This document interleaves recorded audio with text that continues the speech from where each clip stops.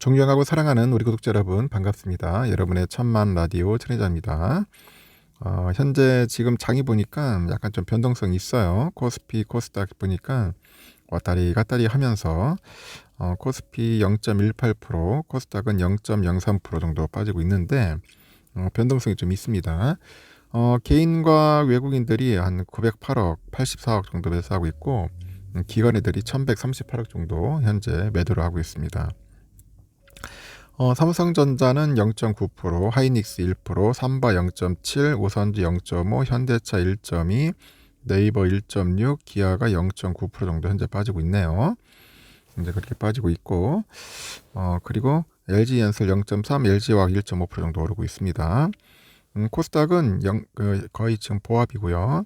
개인들이 1263억 정도 매수하고 있고 외국인 기관들은 팔고 있습니다. 셀트리온 헬스케어 1.5%, 카카오게임즈 1.4%, 펄어베이스 1.1%, JYP 1.6% 빠지고 있고요. 에코프로비엠 오늘 급등하네요. 7.2%, LNF 0.8, 에코프로 3.1, HLB 2.2, SM 1.4, 오스임플란트 0.05 이렇게 오르고 있습니다. 아주 좀 재밌네요. 흥미롭고 미국이 기준금리를 5% 가까이 올렸는데 여전히 인플레이션이 수그러들지 않고 있는 이유를 두고 코로나 후유증이라는 분석이 나옵니다. 대형 테크 기업이 대량 해고에 나서고 있는데 이를 흡수하는 대기업 수요가 크고 중장기적으로 산업 구조가 재편되고 있어서 결말이 예상치 못한 방향으로 흐를 수 있다 그런 겁니다.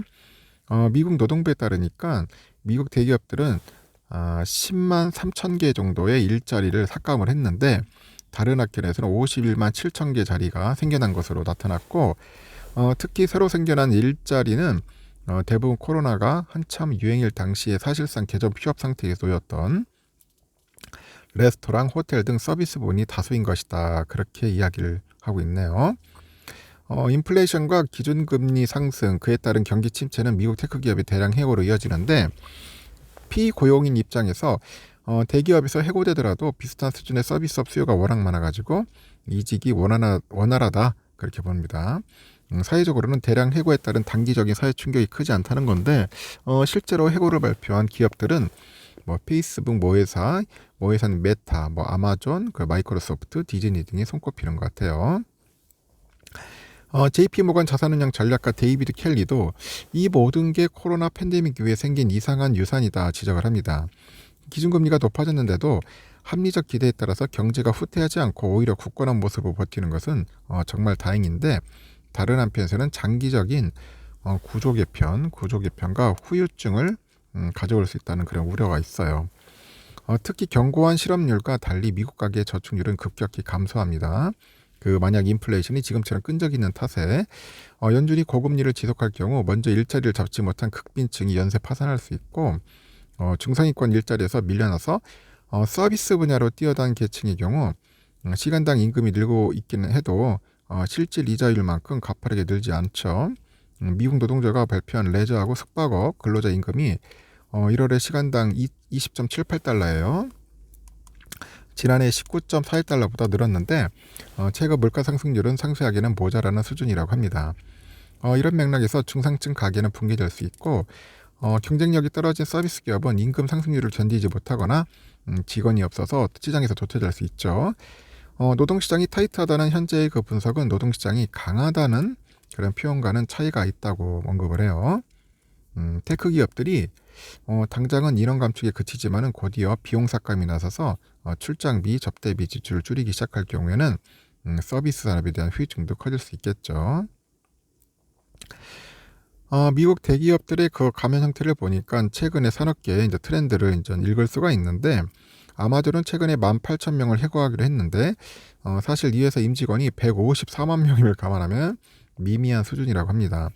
아마존은 2019년 말 70만 명대 기업이었는데 코로나로 재택근무, 배달업의 대호황을 맞아서 3년 만에 사이즈가 2배가 됐어요. 그러나 아마존의 기술이 더 발전해서 이들이 지향하는 무인 택배나 무인 물류가 시작될 경우 최근 늘어난 수십만 명의 고용은 부메랑처럼 대량 실업으로 가겠죠.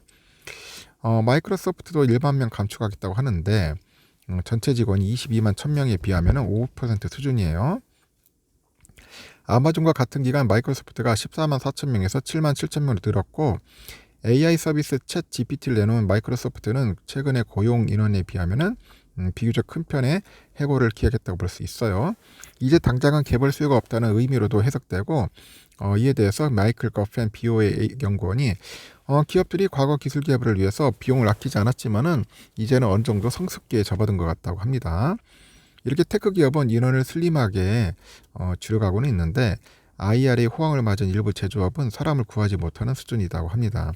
예컨대 항공기 제조사 보잉의 경우 올해만 1만여 명을 추가로 고용할 계획이라고 해요. 하지만 새 고용 인원은 제조나 엔지니어링 분야에 국한되어 있고 인사 재무부서에서는 2,000명 줄일 거랍니다.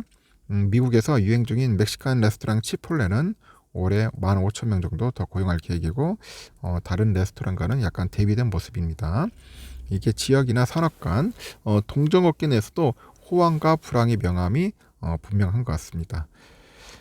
지금 보잉 CEO가 그래요. 지난 1월 실적 발표에서 사람을 못 구하는 게 아니라 우리 제조 수준에 맞게 교육하고 준비시키는데 시간이 걸린다고 이야기를 하는 것 같아요. 환율은 1296.40원, 1.6원 빠졌고 달러 인덱스 0.16% 좀 올랐네요. 104.03입니다. 서부 텍사스 원유 77.12달러, 1.02% 좀 올랐네요. 현재 그렇게 참고하시면 되겠습니다. 일본은 현재 0.19% 빠지고 있고요. 우리 삼성전자도 62,100원 또 폭락하기 시작합니다. 또 떨어지기 시작해요. 쭉쭉쭉 흘러내려갑니다. 현재 외국인들은 조금 들어오는데 기관 애들이 좀 많이 팔고 있는 것 같습니다. 상당히 힘이 없는 그런 모습을 보여주는 것 같고요. 우선주는 어떠냐? 우선주도 55,600원, 500원 왔다 갔다 합니다. 뭐 55,000원 선이면은 내가 봐도 나쁘진 않을 것 같아요. 이때가 55,000원 선을 지지 기반으로 할 것 같아요.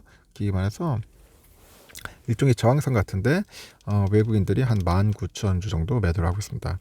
외인들이 좀 팔면 어쩔 수 없어요. 보면 팔으면 어쩔 수 없다. 오늘은 이렇게 흘러갈 것 같습니다. 하여튼 여러분 조금 답답할 거예요. 짜증나고 하는데 어쩔 수 없어요, 여러분. 힘을 내셔야 돼. 이 어렵고 힘든 시기를 본인 혼자서 하려고 하면 힘들어요.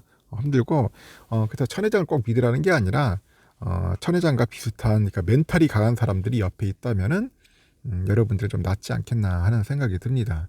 저도 외롭고 쓸쓸하고 나약한 존재입니다. 저라고 뭐 별 수 있겠어요. 그래도 여러분과 함께 한다면은 이 어렵고 힘든 시기를 좀 슬기롭게 극복할 수 있지 않겠나 하는 생각을 합니다. 그래서 여러분하고 저하고 같이 일심동체가 돼야 돼. 일심동체. 우리 삼성전자 전우들이 성공하는 그날까지 한번 달려가 보도록 하겠습니다. 하여튼 오늘도 좋은 하루 보내십시오.